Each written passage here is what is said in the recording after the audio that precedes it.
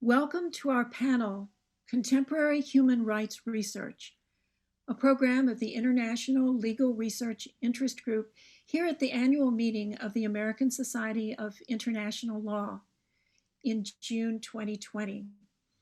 We hope this will be the first of many programs from our interest group on legal research trends and methodologies as we investigate these current trends and illustrate some of the issues and challenges that legal research will need to meet in keeping with the annual meeting theme of exploring the promise of international law.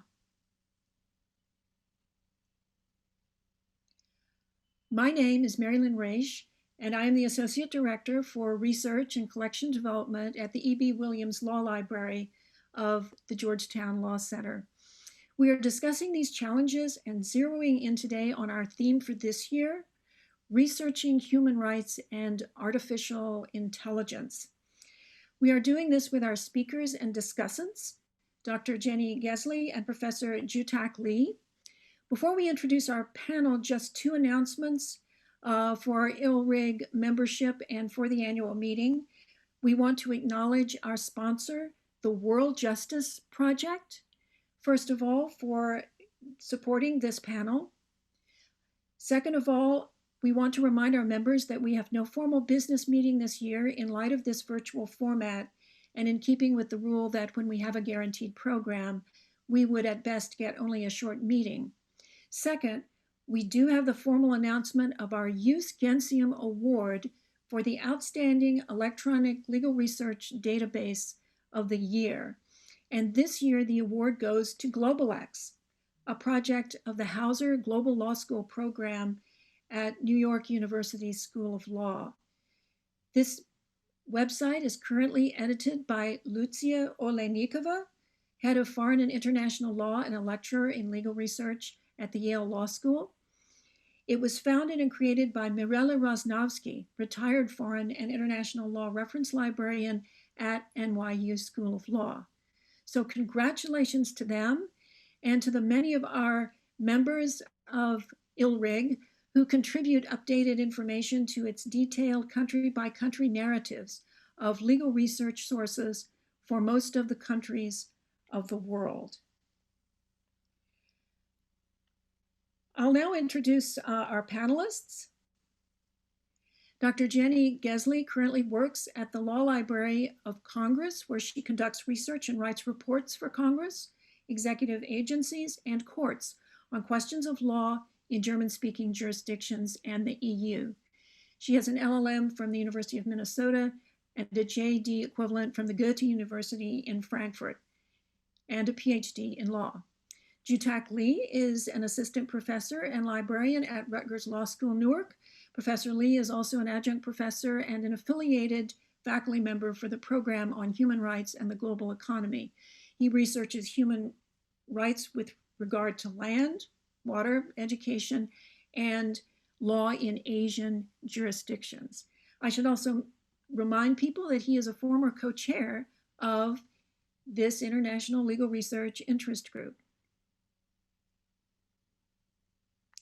We'll begin with a brief and necessarily selective overview of all the very fascinating issues in contemporary human rights research. We do this in order to contextualize our choice of the focus topic for this year, once again, researching human rights and artificial intelligence.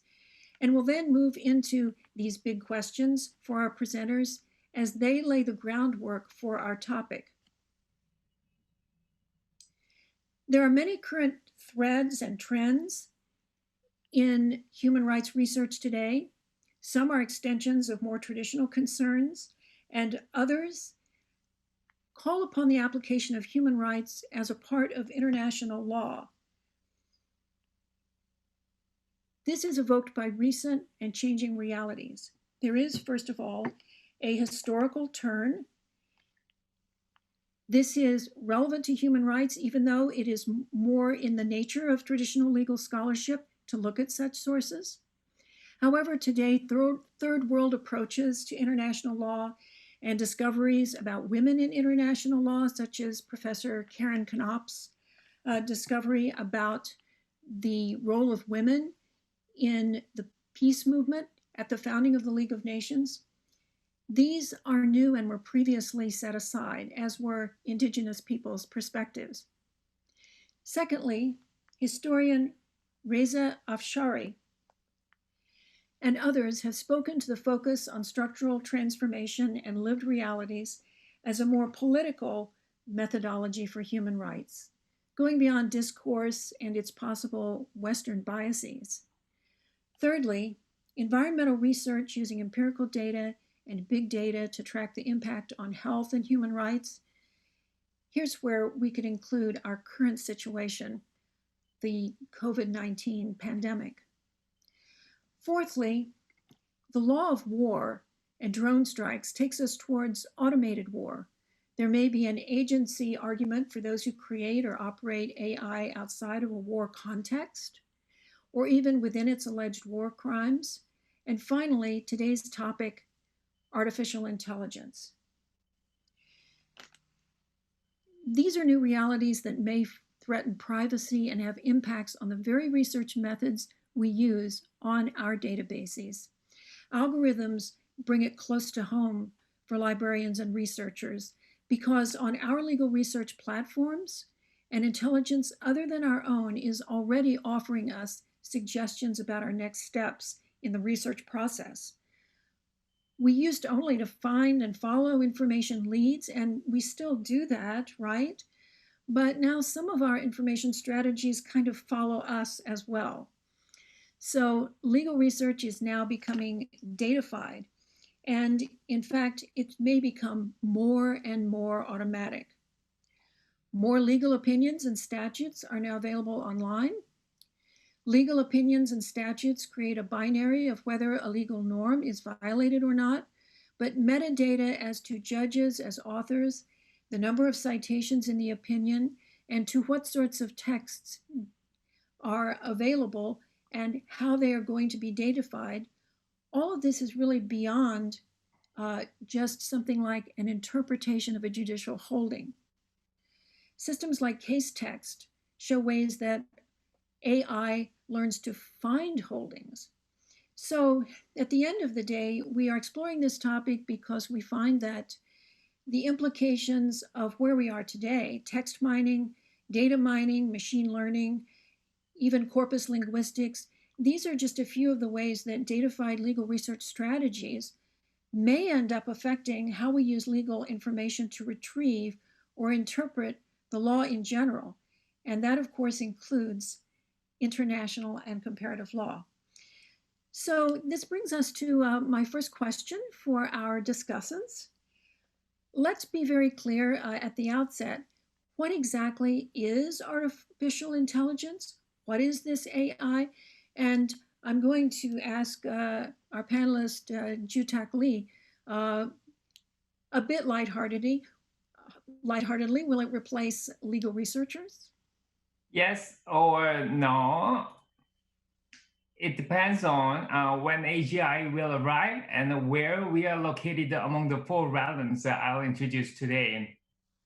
In accordance with the Moore's law, AI has developed exponentially in the last 10 years.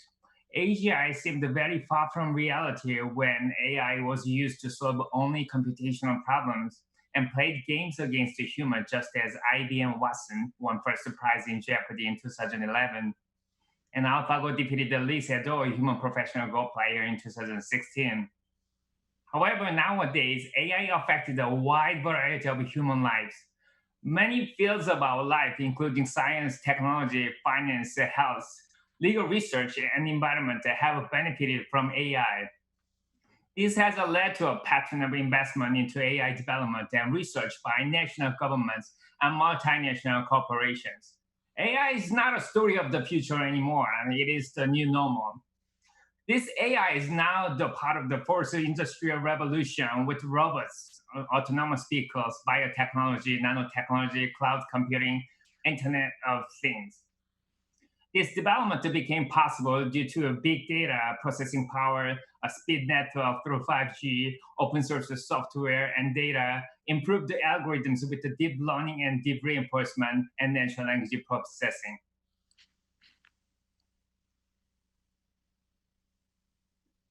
Then what is AI?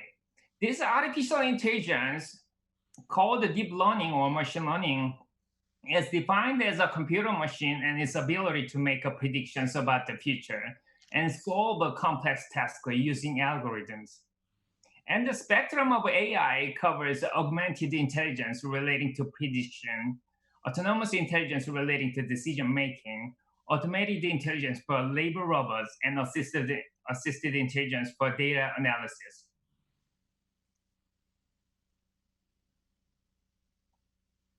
A big conundrum to answer in contemporary society actually comes with the AGI. What is AGI then? The artificial general intelligence, also known as a superintelligence, is a set of algorithms learning and developing multiple self-intelligence independently to resolve multiple problem domains. Just as Jeremy Rifkin's The End of Work observes and foresees the end of farmers, blue-collar workers, and service workers due to the first, the second, and third industrial revolution, the AGI can be developed to displace the general current human jobs.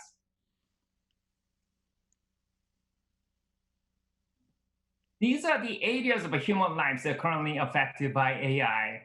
Autonomous cars equipped with a self-driving technology, Android or humanoid, facial and voice recognition, cloud computing, e-commerce, manufacturing, farming, weather and earthquake forecasting, watching animal portraits, and military intelligence and weaponry, investment analysis, games, construction, design, legal research, healthcare, technical assistance, smart assistants making schedules and phone calls, and even writing novels and composing music.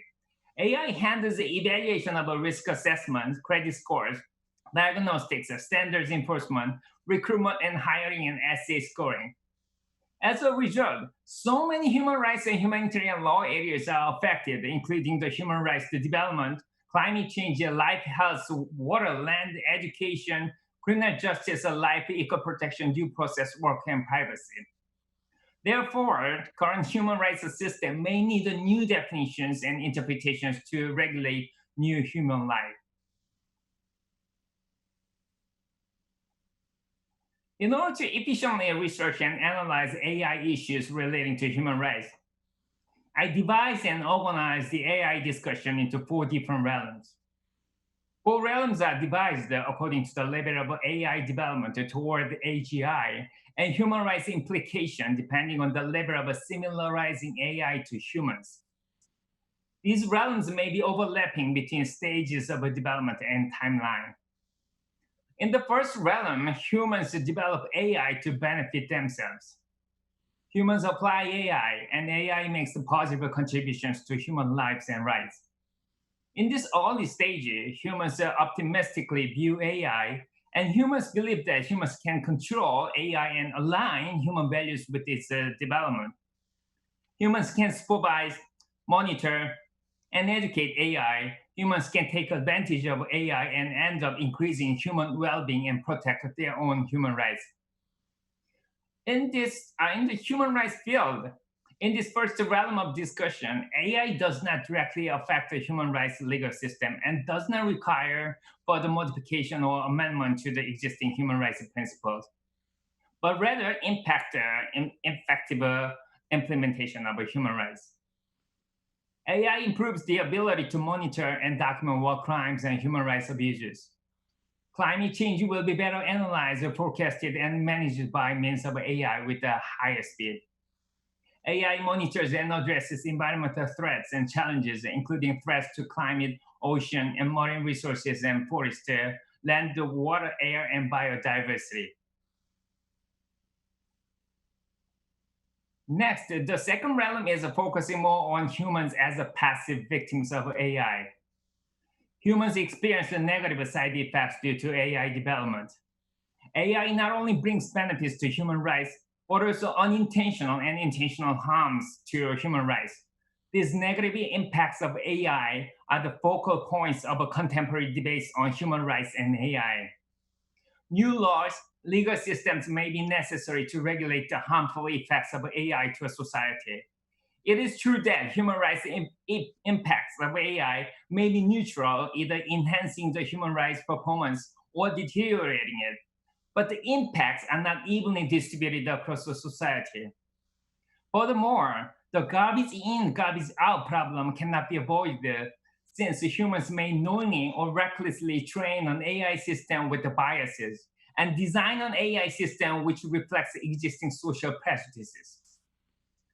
Such harms include reduced privacy, lost accountability, and embedded biases, which lead to infringement of human dignity, reduced democratic accountability, and free society. For example, facial recognition technology can turn into a government surveillance tool.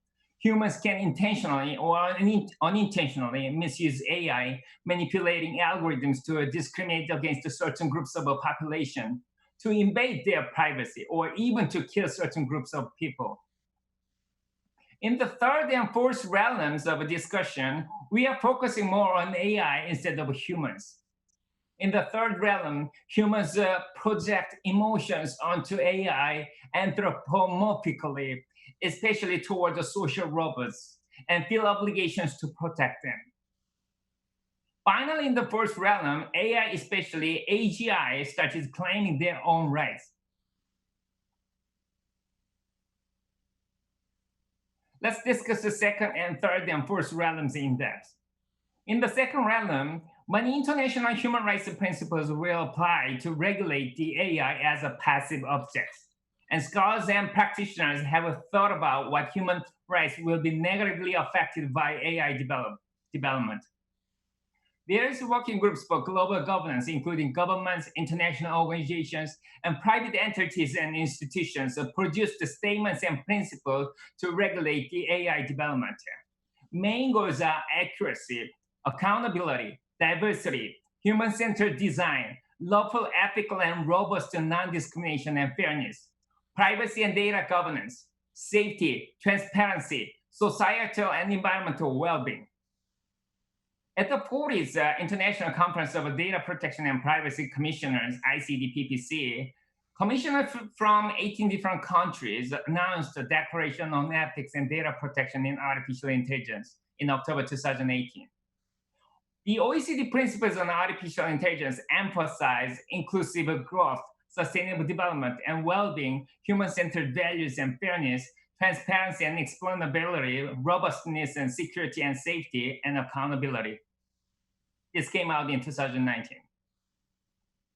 And also human-centered AI principles was also followed by G20 in 2019. And existing principles such as UN guiding principles on business and human rights and promotion, protection, and enjoyment of human rights on the internet by Human Rights Council also can apply to AI development. Furthermore, the efforts of many countries, including US, UK, Germany, China, Australia, and Austria, producing ethical guidelines relating to AI development are non-uniform, will cause forum shopping for locations with less restrictive AI regulations. Regionally, EU is at the forefront of regulation developments.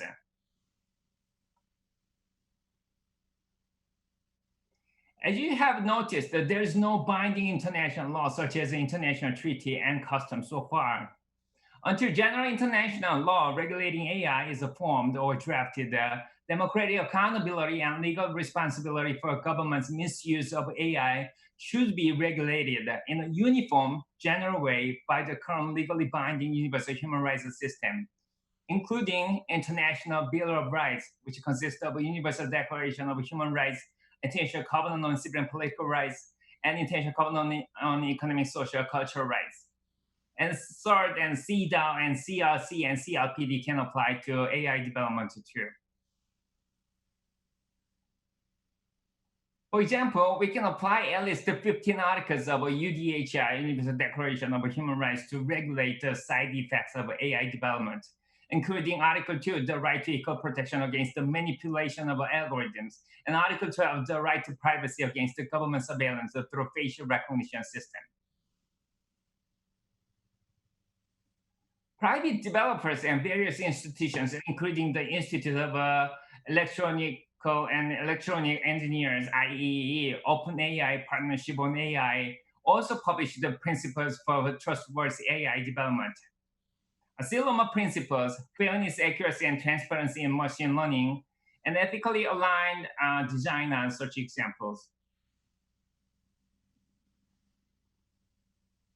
In the third realm, humans project emotions onto AI anthropomorphically, especially toward the social robots, and feel obligations to protect them. Neil Richards and William Smart very briefly asked how we should classify robots that collaborate with the human and whether we should consider these kinds of robots as a portal or avatar for its operator. A decade ago, based on the cost-benefit analysis, there was also an argument that understanding the robot as a slave is the best way to get full utility and to avoid the moral hazards of these robots. The similar logic that robots and humans are different, either in terms of form or in function, was used before to deny protection to animals, but animals have a rights now. On the animal analogy, do we want to give AI rights? Just as animal rights, as a different category from human rights, are provided based on sympathetic motives. Though AI may be able to enjoy AI rights as a separate category instead of human rights. However, robots with AI, even social robots, cannot suffer like animals regardless of their possession of a consciousness. Because animals acquire their moral status in some way from their ability to suffer, robots that cannot suffer cannot acquire their moral status in the same way as animals.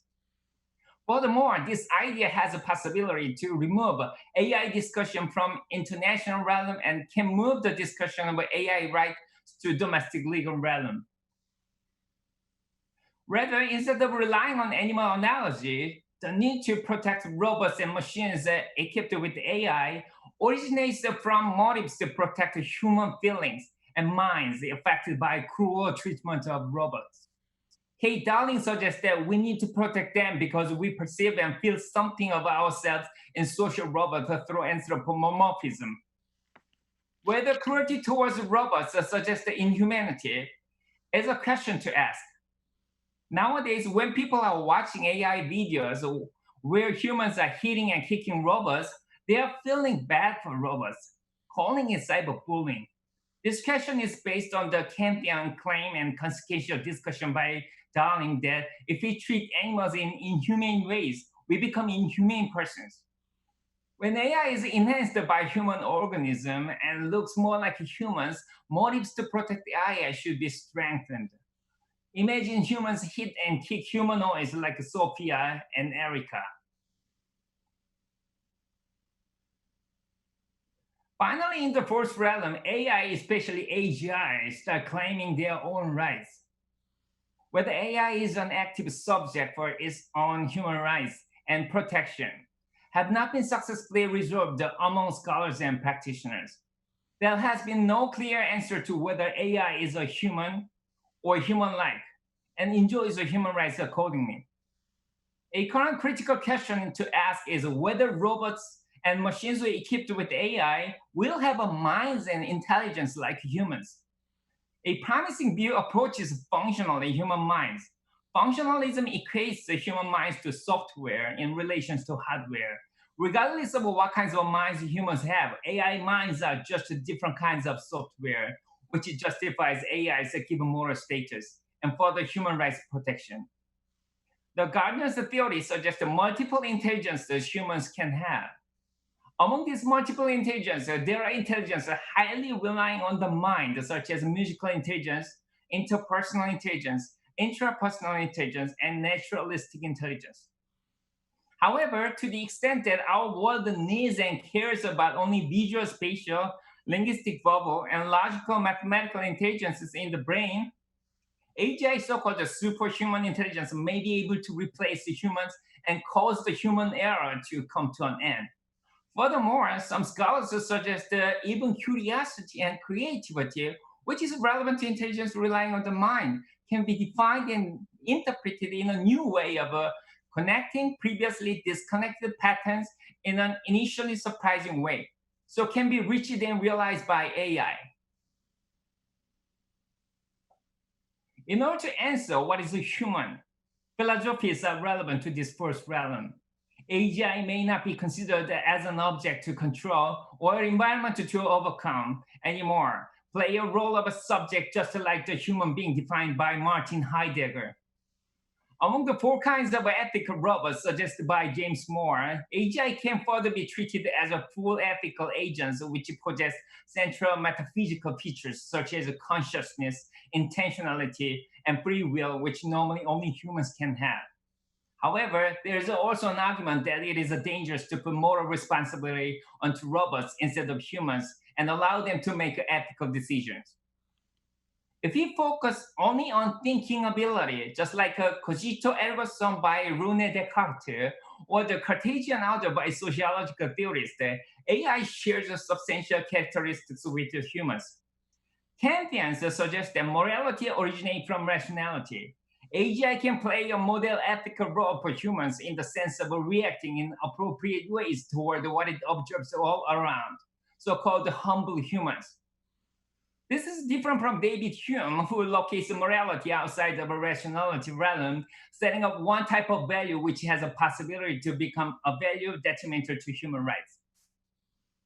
At a certain point, singularity, defined as the acceleration of a technological progress, will cause exponential runaway reactions beyond any hope of control, surpassing human intelligence and leading to irreversible changes to human civilizations, where most human affairs may not continue. So it is worthwhile to think about AI as an active actor now than later, because it would be too late to control after AI development passes a singularity and AGI becomes prevalent. This legal situation is similar to the situation where the environmental precautionary principle applies. Before any irreversible damages occur relating to AGI, states should take measures to prevent any harmful effects to a society, even if there is a hazard by scientific uncertainty. How can humans and their human rights be protected in such a situation? Due to the singularity issue, once the uncontrollable technological growth happens, we cannot legally control or effectively protect human rights. Furthermore, any temporary solution will not last long and need more clear resolution on whether AGI is a human and can have a human rights soon before the singularity pass. Just as David Conker suggested that using Emmanuel Levinas's new innovative thinking otherwise, moral status should come first, be based on social relationships and interactions, and what or who will be determined and identified afterward. Otherwise, just as Stephen Livingstone might further suggest, a Hobbesian state of nature would apply to the original status of superintelligences vis-a-vis each other. They would eventually subject themselves to some kind of shared higher authority, so-called Avia Leviathan of sorts. Thank you. Again, more explanation and examples are provided in my new article posted on the SSRN. So, Jutak, thank you very much for that very interesting take on my question. And it would seem to me that we may seem not to be very down to earth when we go into the possible futures of AI. And yet I think possibly what we're seeing right now in terms of effects of violence and empathy and so on are making this very relevant. That being the case, I'm really interested in finding out from our other discussant, Jenny Gesley, about what exactly oversight of current AI and its possible morphing into something really threatening, perhaps, might be done in a particular jurisdiction. So I'd like to ask you, Jenny, how is AI, or is AI being defined differently in your jurisdictional area of interest, namely Europe? And in addition to the legal and philosophical considerations, what are some of the human rights impacts they might be realistically afraid of right now? how are they being handled in Europe, and especially with what we see as a much greater concern for privacy and that area of threat, as it were, to human rights and individual rights? Well, thank you, Marilyn, for that question.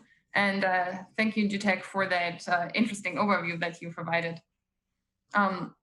Before I start, I would like to add a disclaimer that everything I say here today is my own opinion, does not necessarily reflect the opinion of the Library of Congress or the US government.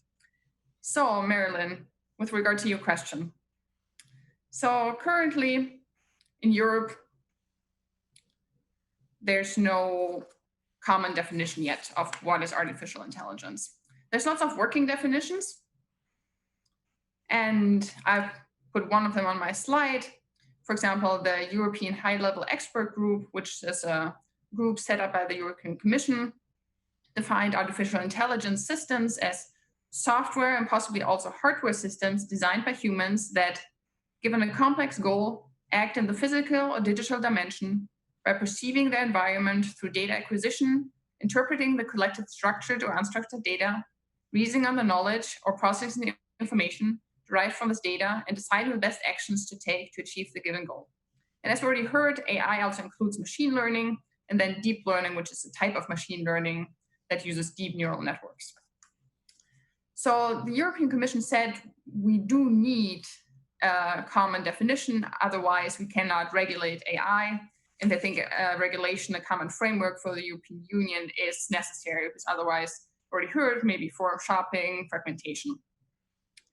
So what the European Commission in their latest report, they published a white paper on trustworthy AI in February of 2020, said is, so first of all, the definition needs to be very flexible. So it can also accommodate technical progress. On the other hand, it also needs to be very precise, because if we don't have that, then we cannot regulate it, and there's no legal certainty for consumers and businesses that deal with artificial intelligence systems.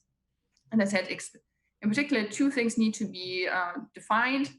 First of all, data, because that is what artificial intelligence uses, and then algorithms. So these two words definitely need to be defined.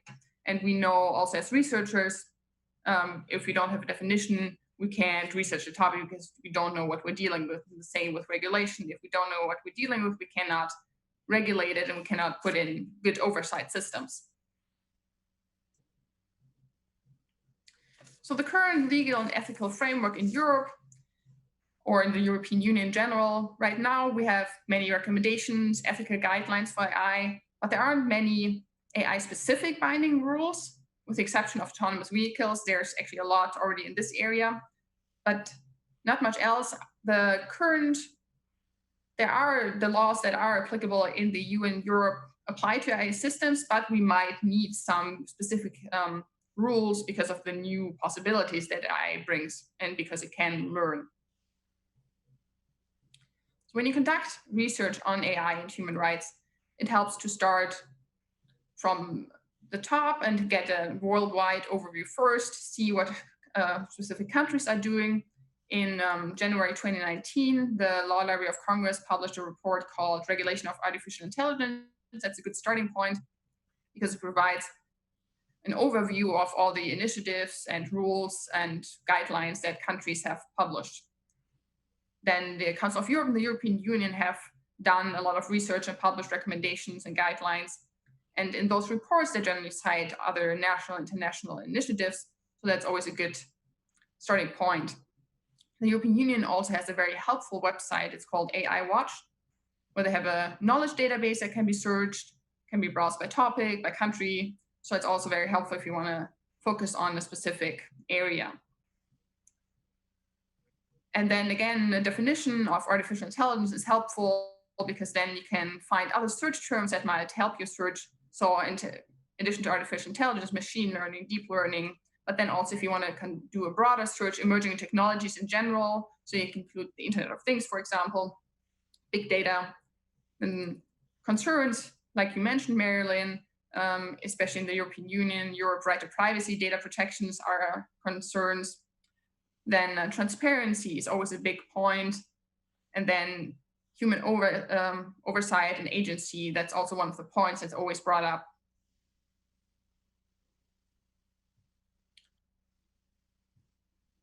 So I would like to briefly mention two documents from the Council of Europe.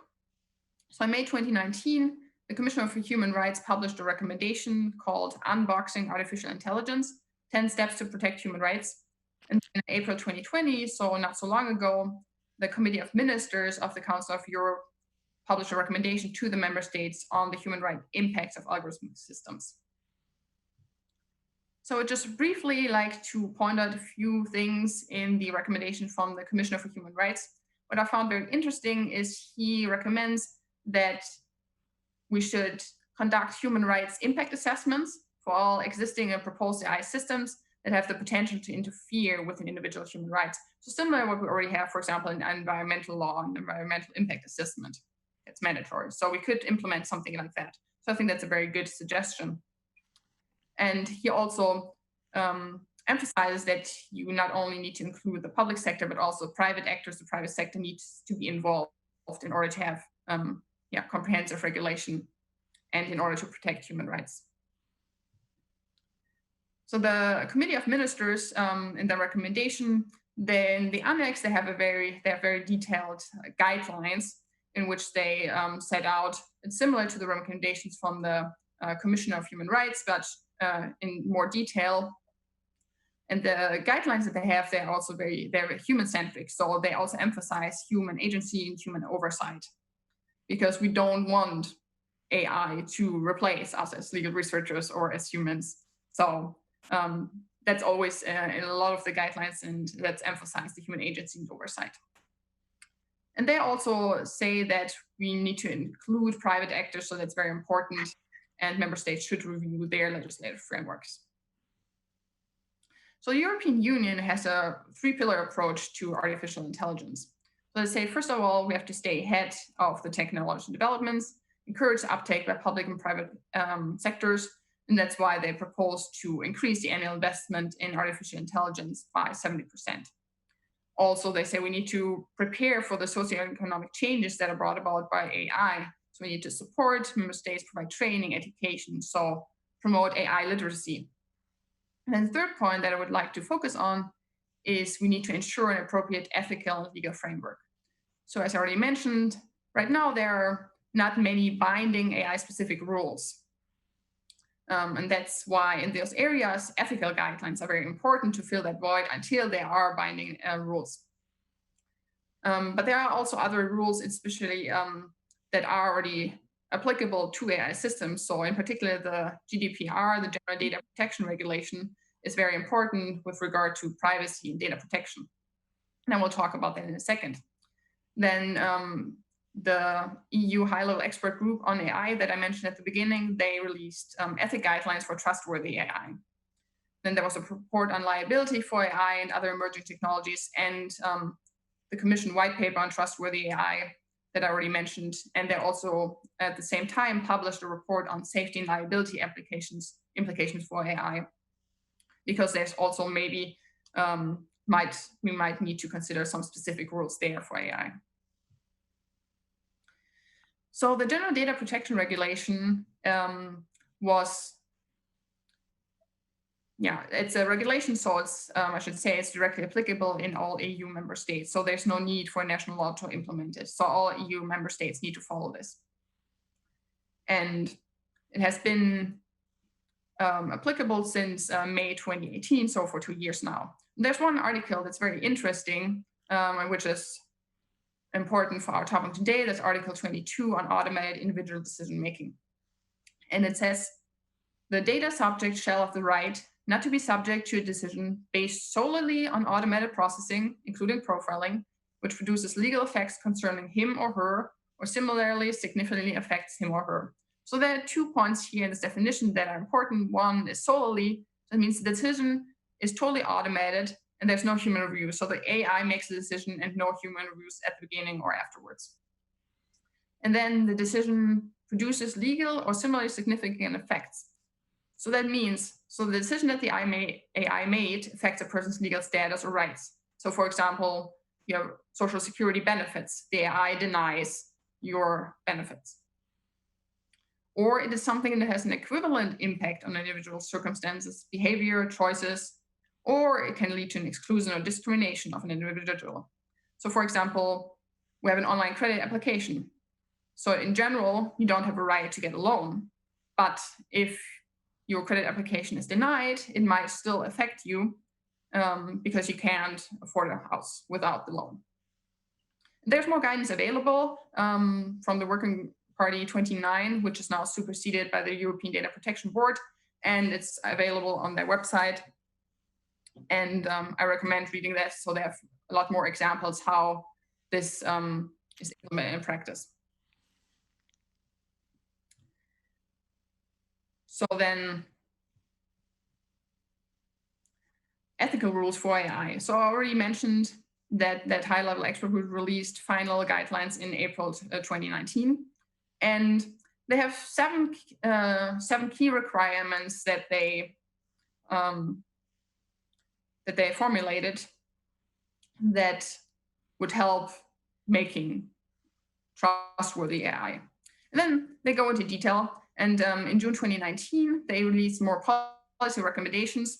And then they also started a pilot phase. So that means those theoretical rules that they released are now being tested by, I think, around 350 organizations. And they will see how, what can you do, how can you actually implement this in practice.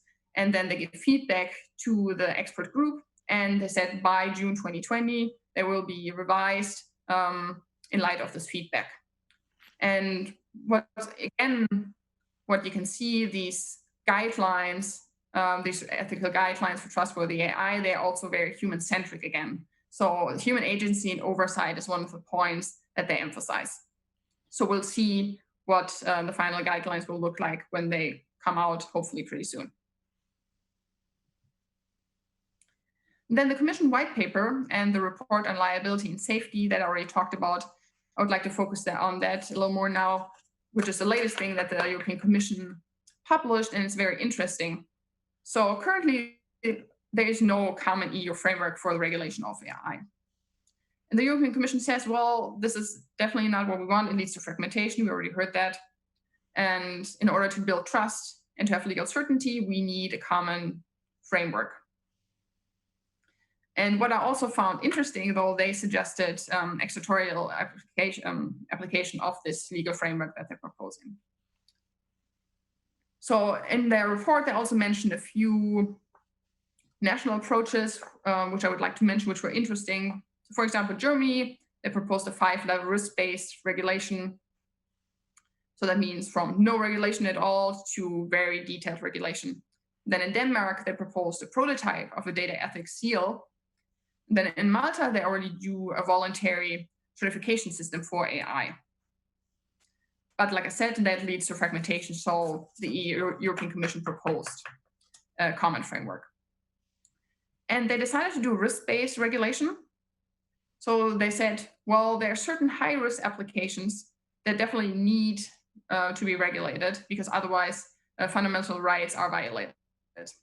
And what are these high-risk applications? So they say, well, there's 2 factors that need to be fulfilled, 2 cumulative factors. First of all, it needs to be in a certain sector, and then the intended use. So, and in the paper, they mention different sectors, for example, healthcare, because it's sensitive data that's dealt with there. Then transport, energy, and then they also say parts of the public sector, for example, asylum, migration, border control, employment, social security. So those are all areas where usually the risk is high that your rights can be violated. But then they said, well, we also need the intended use, so it must have an impact on the affected parties. So for example, if your healthcare provider uses AI for their appointment system, and then the AI messes up your appointment with your doctor, well, that doesn't affect your rights. So in this case, it doesn't need to be regulated.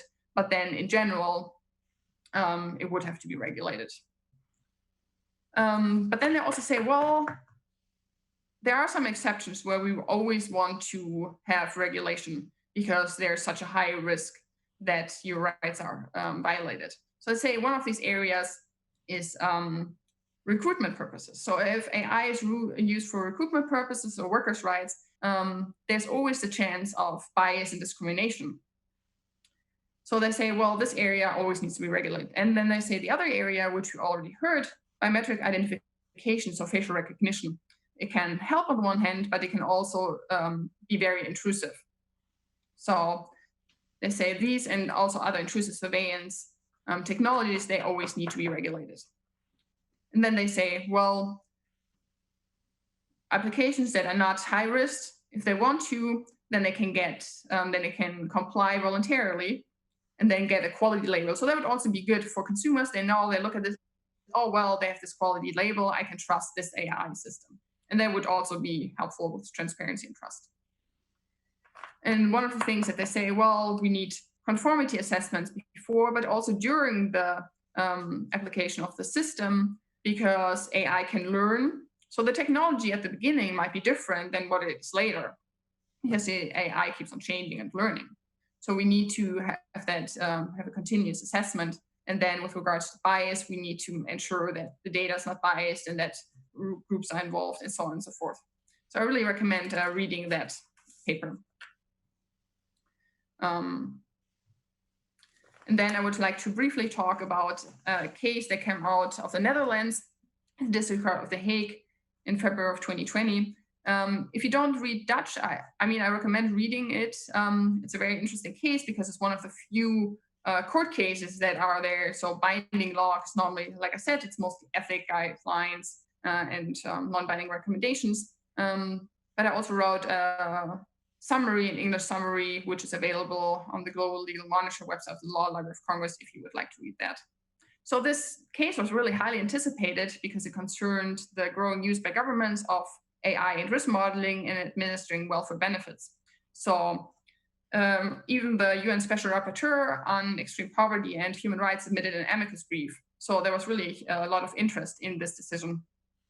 So this algorithm, the Dutch government used it to prevent fraud and combat fraud in areas such as social security, income-related schemes, tax contributions, labor laws. And that system, it linked and analyzed data from various government published agencies and generated a risk report. And also used a neighborhood-oriented approach, which was also quite controversial because it targeted specific problem neighborhoods, so to speak. So I would just, the court held that this system that they used, it violated Article 8 of the European Convention on Human Rights, which is the right to privacy and family life, and it also includes the right to data protection.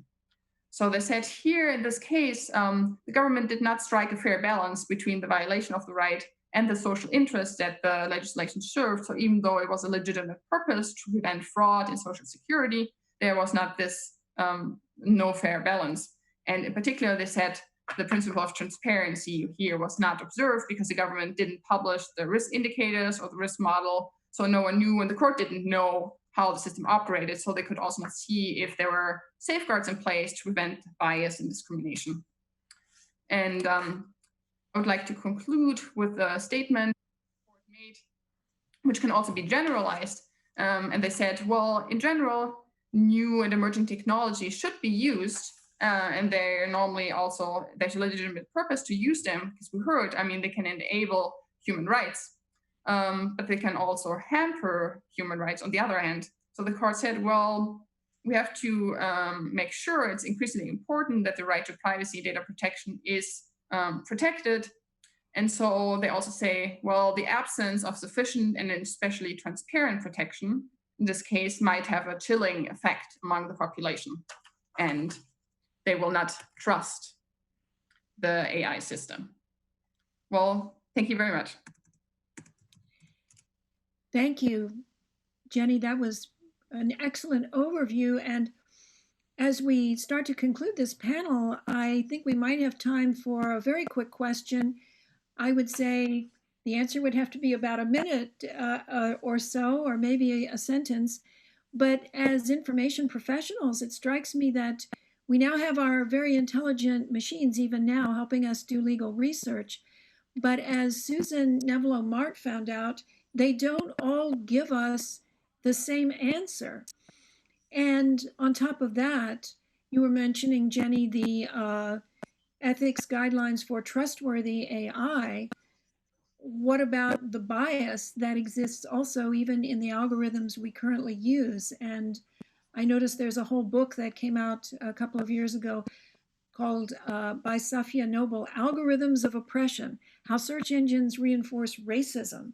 So in light of the fact that we get different answers when we're looking for case law and we get different answers ethically, what's your prediction about how AI will really serve legal professionals as we try to find our information and use it to help others in human rights?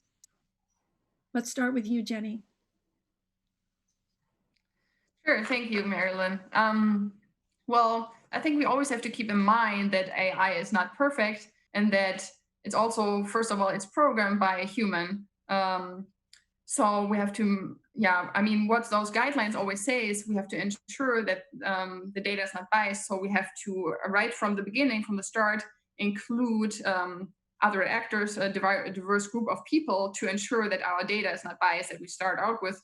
But then not only at the beginning, but also throughout the cycle of the AI system, we need to constantly monitor the AI system and ensure, because it learns, that it doesn't learn, that it's not biased.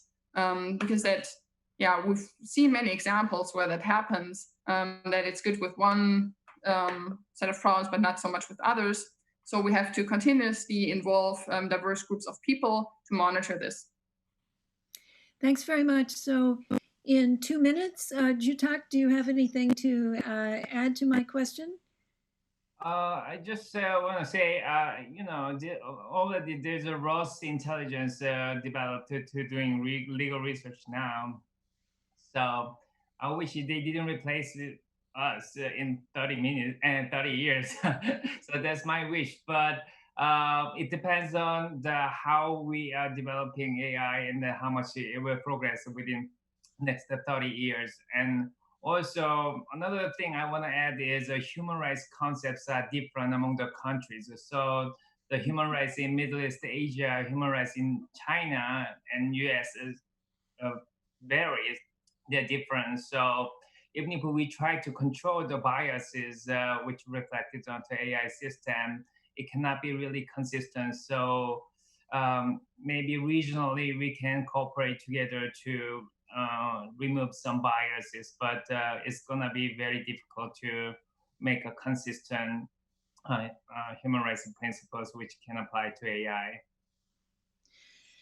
Well, thank you both very much. This has been such a really interesting discussion, and I hope it's of interest to our members for the International Legal Research Interest Group.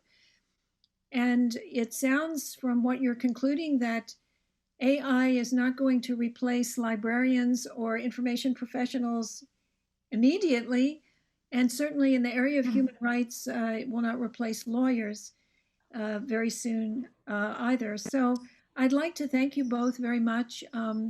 Thank the American Society of International Law for giving us the promise of international law as our theme today, and again to thank our sponsor, the World Justice Project, which is an excellent index for doing legal research on the rule of law. So this will conclude our program, and thank you all very much for your time and attention. Thank you.